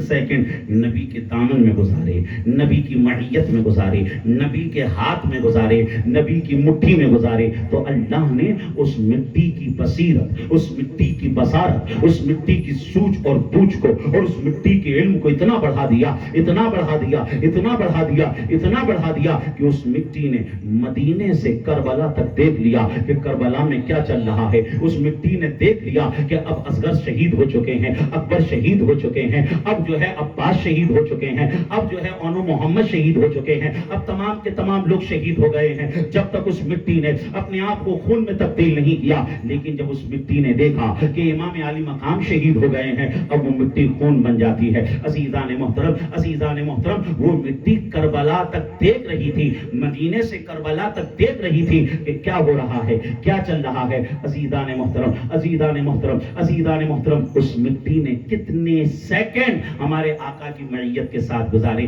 چند لمحات میرے آقا صلی اللہ علیہ وسلم کی مٹھی میں گزارے, تو اللہ اللہ تبارک و تعالیٰ نے اس مٹی کی بصیرت کو بڑھا دیا، اس مٹی کی بصارت کو بڑھا دیا، اس مٹی کے علم کو بڑھا دیا، اس مٹی کی سوجھ اور بوجھ کو بڑھا دیا، یہاں تک کہ اتنا بڑھایا کہ اس نے مدینے سے دیکھ لیا کہ کربلا میں کیا چل رہا ہے، حسین اب شہید ہو گئے ہیں، اور اس نے اپنے آپ کو خون میں تبدیل کر لیا۔ عزیزان محترم، مجھے کہنے نہیں دیا جائے، ارے ایک مٹی چند سیکنڈوں کے لیے اگر نبی کے ہاتھوں میں آ جائے تو اللہ اس کی سوچ کو اتنا بڑھا دے، اس کی بوجھ کو اتنا بڑھا دے، اس کے علم کو اتنا بڑھا دے، اس کی بصیرت اور بصارت کو اتنا بڑھا دے۔ مجھے کہہ لینے دو، حسین نے چند سیکنڈ رسول اللہ کے ہاتھوں میں نہیں گزارے، بلکہ امام حسین نے کئی سال، سمجھ لیجئے 6 سال 6 مہینہ 24 دن رسول اللہ صلی اللہ علیہ وسلم کے ہاتھوں میں گزارے۔ کبھی سرکار کی پیٹھ پہ گزارے، کبھی سرکار کے سر پہ رہ کے گزارے، کبھی سرکار کے کاندھوں پہ رہ کر گزارے۔ عزیزان محترم، اب یا تو حسین جانے کہ حسین کو کتنا دیا، یا دینے والے مصطفیٰ جانے کہ انہوں نے حسین کو کتنا عطا کیا۔ اور چند سیکنڈوں میں ایک مٹی کی بصیرت اور بصارت کو اتنا بڑھا دیا تو حسین کی بصیرت، بصارت اور ان کے علم کو کتنا بڑھایا ہوگا۔ ہمارا وجدان کہتا ہے، ہماری عقیدت و محبت کہتی ہے، ارے چند سیکنڈ مصطفیٰ کی مٹھی میں گزارنے کے بعد وہ مٹی مدینے سے کربلا تک دیکھ سکتی ہے، تو ہمارا وجدان کہتا ہے کہ آج امام حسین بھی کربلا کی دھرتی سے دیکھ رہے ہیں کہ بورسا کی سرزمین پر میرے کتنے چاہنے والے ایسے ہیں جو بستروں پر سو رہے ہیں، میرے کتنے چاہنے والے ایسے ہیں جو آرام کر رہے ہیں۔ حسین یہ بھی دیکھ رہے ہیں، لیکن میرے کچھ چاہنے والے ایسے ہیں جو نیند کو چھوڑ کر بیٹھ کر میرا بھی ذکر کر رہے ہیں، میرے نانا کا بھی ذکر کر رہے ہیں، میرے ساتھیوں کا بھی ذکر کر رہے ہیں۔ نعرہ تکبیر، نعرہ رسالت، علی کا دامن، حسین کا دامن، علی کا دامن، حسین کا دامن، سبحان اللہ۔ عزیزان محترم، تو امام علی مقام کی شان بڑی عرفہ و اعلیٰ۔ ایک طریقے سے اور سمجھاؤں تاکہ بات اور واضح ہو جائے اور کلیئر ہو جائے۔ آپ حجر اسود کے بارے میں جانتے ہیں، جو بھی حج عمرے کے لیے جاتا ہے حجر اسود کو چومتا ہے۔ ترمذی کی حدیث ہے، حضرت عمر نے کہا، انی اعلم انک حجر لا تضر ولا تنفع لولا رأيت النبي صلی اللہ علیہ وسلم يقبلك ما قبلتك۔ حضرت عمر نے کہا، اے حجر اسود، میں جانتا ہوں کہ تو ایک پتھر ہے، تو ایک پتھر ہے، نہ تو کچھ فائدہ پہنچا سکتا ہے، نہ تو کچھ نقصان پہنچا سکتا ہے۔ اگر میں نے اپنی آنکھوں سے سرکار کو تجھے منہ لگاتے ہوئے نہ دیکھا ہوتا، سرکار کو اگر تجھے چومتا ہوا نہ دیکھا ہوتا تو میں بھی تجھے چومتا نہیں۔ میں جو تجھے چوم رہا ہوں صرف اس لیے کیونکہ نبی نے تجھے چوما ہے، نبی کے لب تجھ پر لگے ہیں۔ اور پھر آپ کو بتاؤں، ترمذی کی حدیث ہے، مشکات کے اندر بھی ہے، اللہ نے نبی مصطفیٰ کی وجہ سے حجر اسود کے علم کو کتنا بڑھایا، کتنا بڑھایا، کتنا بڑھایا۔ ترمذی کی حدیث ہے کہ یہ حجر اسود قیامت کے دن اللہ کی بارگاہ میں گواہی دے گا اور کہے گا، مولا مجھے اس نے چوما، اس نے چوما، اس نے چوما، اس نے چوما، اس نے چوما، سب کے بارے میں بتائے گا۔ کتنے لوگ حجر اسود کو چوم رہے ہیں؟ ہر سال لاکھوں کروڑوں لوگ چوم رہے ہیں۔ کب سے چوم رہے ہیں؟ 1400 سال سے چوم رہے ہیں۔ کب تک چومیں گے؟ قیامت تک چومیں گے۔ حجر اسود سب کے بارے میں گواہی دے گا، مولا اس نے چوما، اس نے چوما، اس نے چوما، اس نے چوما۔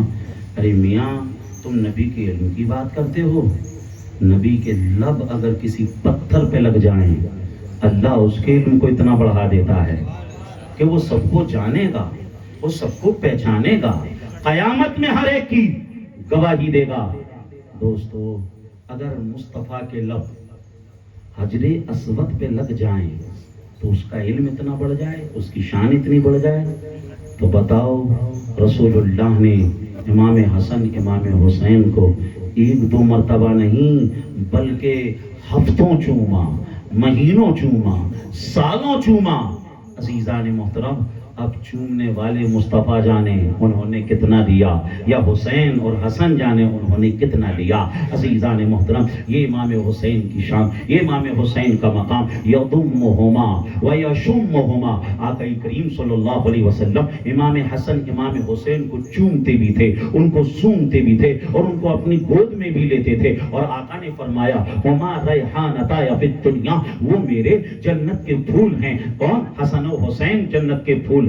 عزیزان محترم، عزیزان محترم، اسی لیے تو بریلی والے اعلیٰ حضرت نے کہا کیا بات ہے رضا اس چمنستان کرم کی، کیا بات ہے رضا اس چمنستان کرم کی، زہرا ہے کلی جس میں حسین و حسن پھول، زہرا ہے کلی جس میں حسین و حسن پھول۔ عزیزان محترم، بخاری مسلم کی متفق علیہ حدیث ہے، صحابہ عرض کرتے ہیں ہم میں سرکار سے زیادہ خوشبو والا کوئی تھا ہی نہیں، سرکار بڑی خوشبو والے، بڑی خوشبو والے، بڑی خوشبو والے۔ اگر ہمیں سرکار کا پتہ کرنا ہوتا تو پوچھنے کی ضرورت نہیں پڑتی، بلکہ گلیاں بتا دیتی تھی کہ ادھر سے حضور گزرے ہیں، ادھر سے سرکار گزرے ہیں۔ اسی لیے تو بریلی والے اعلیٰ حضرت نے کہا ان کی مہک نے دل کے گنچے کھلا دیے ہیں، ان کی مہک نے دل کے گنچے کھلا دیے ہیں، جس راہ چل دیے ہیں کوچے بسا دیے ہیں، جس راہ چل دیے ہیں کوچے بسا دیے ہیں۔ عزیزان محترم، اتنی خوشبو والے آقا، اتنی خوشبو والے نبی اگر کسی خوشبو کو پسند کریں، اگر کسی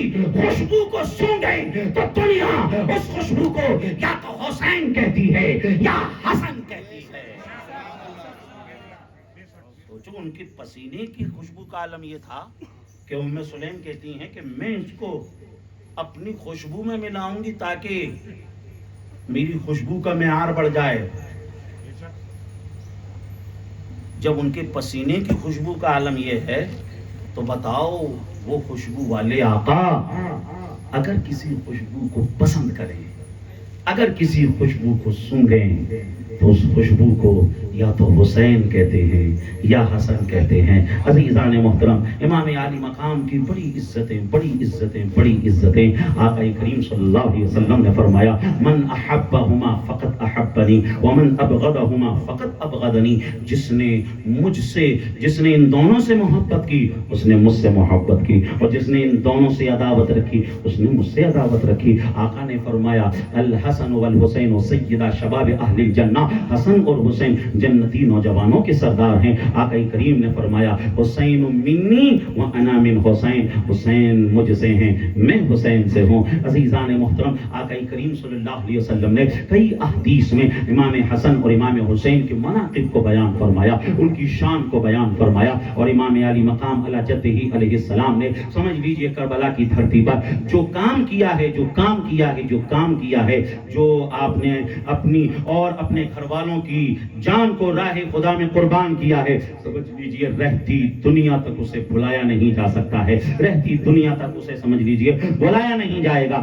جب تک اسلام زندہ رہے گا سمجھ لیجئے حسین کا تذکرہ بھی زندہ رہے گا، حسین کا نام بھی زندہ رہے گا۔ عزیزان محترم، عزیزان محترم، عزیزان محترم، اگر ہم پچھلی شریعتوں کو دیکھیں تو کوئی شریعت 100 سال سے زیادہ نہ چل سکی، کوئی کتاب 100 سال سے زیادہ نہ چل سکی، کوئی نظام 100 سال سے زیادہ نہ چل سکا، چاہے وہ شریعت موسیٰ ہو، چاہے وہ شریعت عیسیٰ ہو، چاہے وہ شریعت داؤد ہو، چاہے توریت زبور انجیل ہو، کوئی سی بھی کتاب ہو، 100 سال کے اندر یا تو اس میں کچھ بڑھا دیا گیا یا اس سے کچھ گھٹا دیا گیا، 100 سال تک کوئی نظام نہ چل سکا۔ عزیزان محترم، لیکن کیا بات ہے، رسول اللہ صلی اللہ علیہ وسلم کے زمانے میں اسلام کا جو نظام تھا وہ نظام آج بھی موجود ہے، جو نمازوں کا نظام رسول اللہ کے زمانے میں تھا وہ آج بھی موجود ہے، جو زکوٰۃ کا نظام رسول اللہ کے زمانے میں تھا وہ آج بھی موجود ہے، جو حج اور روزے کا سسٹم رسول اللہ کے زمانے میں تھا وہ آج بھی موجود ہے۔ قرآن شریف کے اندر جتنی منزلیں حضور کے زمانے میں تھی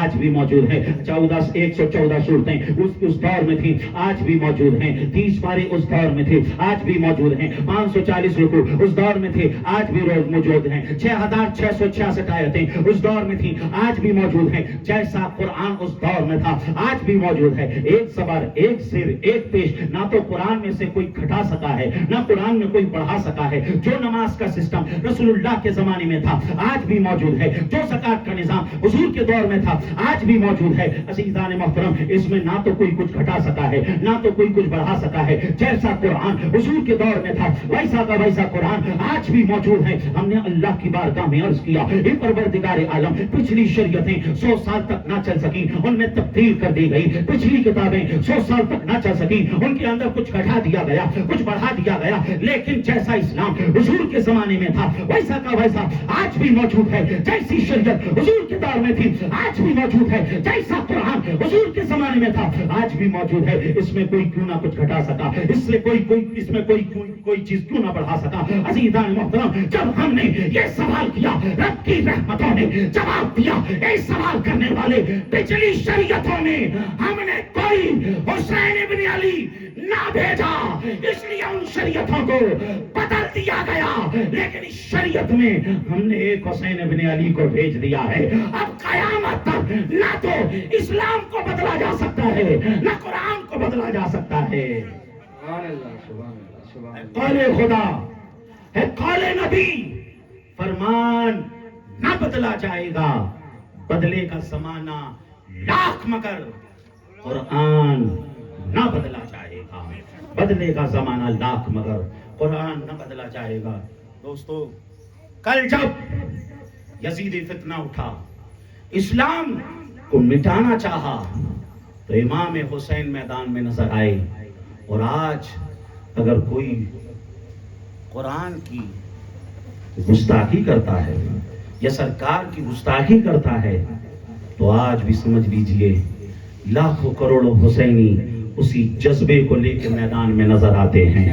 یہ جذبہ کون سا تھا؟ وہ جذبہ امام حسین والا ہی جذبہ تھا۔ سمجھ لیجئے کہ یہ جذبہ انہیں میدان میں پہنچانے پہ مجبور کر دیتا ہے۔ عزیزان محترم، امام علی مقام علی جدہ علیہ السلام کی بڑی عزتیں، ان کی بڑی رفتیں، ان کا بڑا مقام۔ امام علی مقام نے اپنی شہادت سے کیا پیغام دیا، کیا میسج دیا؟ یہی میسج دیا، اے لوگو، حق کے ساتھ رہنا، حق کے ساتھ رہنا، حق کے ساتھ رہنا، کبھی تعداد کو نہ دیکھنا، کم من فئۃ قلیلۃ غلبت فئۃ کثیرۃ، کیونکہ اللہ تبارک و تعالیٰ کتنی ہی جماعتیں ایسی ہیں جو تھوڑی ہوتی ہیں، لیکن تھوڑی جماعتیں بڑی جماعتوں پر غالب آ جاتی ہیں۔ تمہارا بھروسہ کسی اور چیز پہ نہیں، بلکہ تمہارا بھروسہ اللہ رسول کی ذات پر ہونا چاہیے۔ اللہ تعالیٰ تمہاری مدد فرمائے گا، اللہ تعالیٰ تمہاری نصرت فرمائے گا۔ عزیزان محترم، اس لیے جو ہے ہمیں ہمیشہ حق کا ساتھ دینا چاہیے، ہمیشہ حق کا ساتھ دینا چاہیے،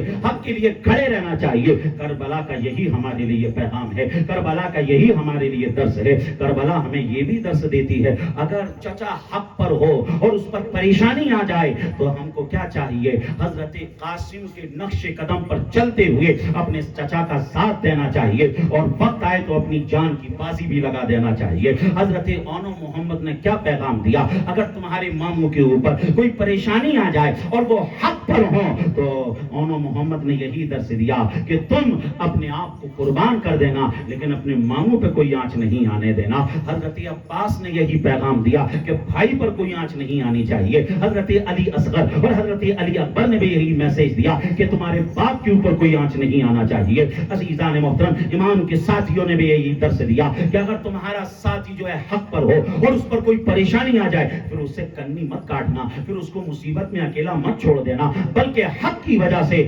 آخری دم تک جو ہے اس کا ساتھ دینا۔ یہ کربلا کا پیغام ہے، یہ کربلا کی داستان کا درس ہے۔ اور اسی کے ساتھ ساتھ امام علی مقام علی جدہ علیہ السلام نے سمجھ لیجئے کربلا میں بھی نمازوں کے دامن کو مضبوطی سے تھاما رکھا۔ عزیزان محترم، اس لیے ہمیں نمازوں کو بھی نہیں چھوڑنا ہے۔ خاندان اہل بیت اطہار کی جو خواتین تھیں، سمجھ لیجئے اس مصیبت اور پریشانی کی گھڑی میں بھی انہوں نے سمجھ لیجئے حیا سے سمجھوتا نہیں کیا، پردہ پردے سے سمجھوتا نہیں کیا. عزیزان محترم, اپنے آپ کو کور کے رکھا, اپنے آپ کو پردے میں رکھا. اس لیے کربلا کا میسج ہر ایک عورت کے لیے یہی ہے, ہر ایک جو ہے مسلم خاتون کے لیے یہی ہے کہ وہ اپنے آپ کو پردے میں رکھیں, با حیا بنا کے رکھیں. عزیزان محترم, یہی کربلا کا میسج ہے, یہی کربلا کا یہی کربلا کا پیغام ہے, یہی کربلا کا درس ہے. اس لیے ہمیں چاہیے کہ ہم امام حسین کے نقش قدم پر چلیں, ان کی باتوں پر عمل کریں اور ان سے سچی پکی محبت کریں. اللہ تبارک و تعالی اس کی جزا ہمیں دنیا میں بھی عطا فرمائے گا اور اس کی جزا ہمیں آخرت میں بھی عطا فرمائے گا. عزیزان محترم, حاجی انور صاحب کی طرف سے اس پروگرام کو رکھا گیا. انہوں نے جس نیت, جس آرزو, جس تمنا سے اس پروگرام کا انعقاد کیا ہے, مولا تبارک و تعالی اس میں برکتیں عطا فرمائے اور اس مجلس کو ہمارے لیے قبر میں روشنی کا ذریعہ بنائے, آخرت میں نجات کا ذریعہ بنائے. بیان میں کسی طرح کی غلطی ہوئی ہو, اللہ اس کو اپنے فضل و کرم سے معاف فرمائے. استغفر اللہ ربی من کل ذنب واتوب الیہ واخر دعوانا ان الحمد للہ رب العالمین. اب میں آپ کو سلام کر رہا ہوں, ساری سستی کو بھگا کر بالکل چاقو چوبند ہونے کی حالت میں آپ کو سلام کا جواب دینا ہے. بلند آواز سے جواب دیجئے گا, السلام علیکم. بلند آواز سے جواب دیجئے, مل کر جواب دیجئے, السلام علیکم.